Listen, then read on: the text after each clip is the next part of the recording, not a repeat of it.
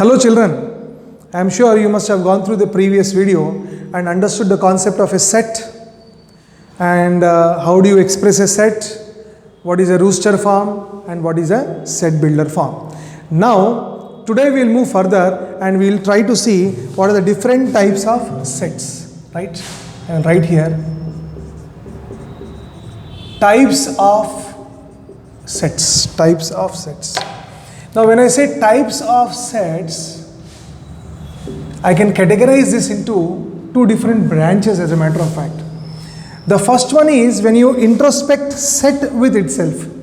If you see a set with itself and then write set with itself. And second type is set compared to other sets. Alright. Now, first let me take this category. When I compare a set with itself, in this category we have three types. First one is empty set.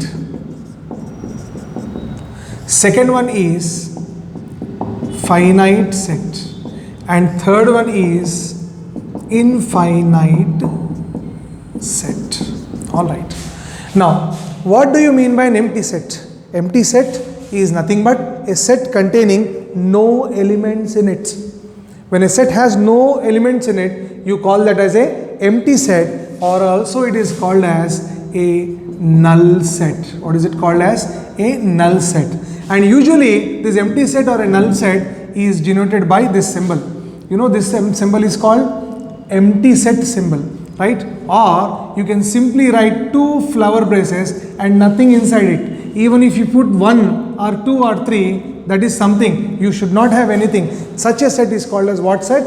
Empty set or null set. Means you are not going to compare with anything. Based on the number of elements inside, you are able to write. And that set is called as what? Empty set. Now when you go to finite set, what is a finite set? A finite set is nothing but which has finite number of elements. A set containing finite number of elements is called finite set. Examples, I can say set of days in a week.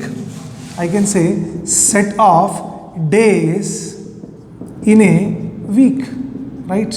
What are the set of days? Sunday, Monday, Tuesday, Wednesday, Saturday, Sunday again. Now, or I can say set of months in a year, or set of teeth in your mouth. All these are finite. There is some limitation for the number. So you call those set as what? Finite set. Now what do you mean by infinite set? When you have understood what is finite, infinite is very simple. For infinite set is nothing but a set containing infinite number of elements. There is no limit for it.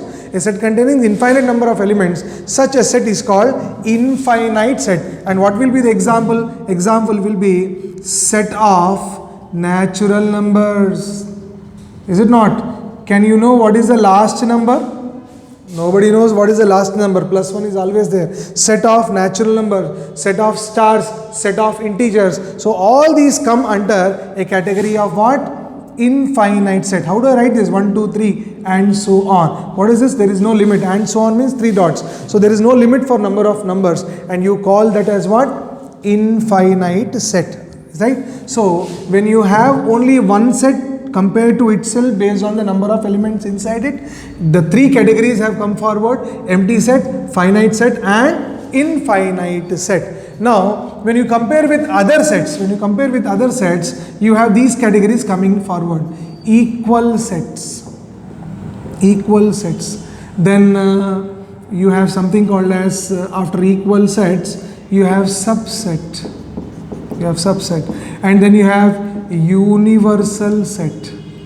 You may also call disjoint set, right? They are also different types of set, but here how you are defining them?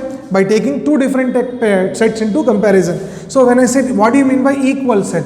Two sets are said to be equal, right? I am giving you the definition. Two sets are said to be equal when every element of one set is present in other, right? So this is the definition of equal sets. Or one more definition I can give you. Two sets are said to be equal if all the elements of one set are present in all the elements of other set. So those two sets are called as what? Equal set. Example, I'll say, let A is equal to 1, 2, 3 and set B is equal to 2, 3, 1, 2, 3, 4. Now can I say both the sets are equal sets? All the elements of set A are present in B? Yes sir. But all the elements of B, are they present in A? No sir, because 4 is missing. So when will you call them as equal set? When both the sets are having same number of elements and all the elements of one set are present in the other set and vice versa. Such sets are called as what? Equal sets. Otherwise they are unequal set. Now here this was a perfect example for unequal set. And if I say C is equal to 1, 2, 3, I will say set A is equal to set C, but set A is not equal to set B. So that is the perfect example for equal set. Now what is subset? Now I will take the same example, A and B. All the elements of one set are present in other set, but vice versa is not so. So set A becomes the subset of B. So here, what do you mean by subset? If all the elements of set A are present or belong, all the elements of set A belong to set B, then A is a subset of B. A is a subset of B. And all the elements of set B belong to set A, then you say B is a subset of A. It means if A is a subset of B and B is a subset of A, automatically A will be equal to B. So this also you must note it down, that is related. So let me define once again. If all the elements of set A belong to set B, I say that A is a subset of B. So you are always comparing two sets and then you are able to write according to the characteristic property and the elements involved. That's why these categories have come.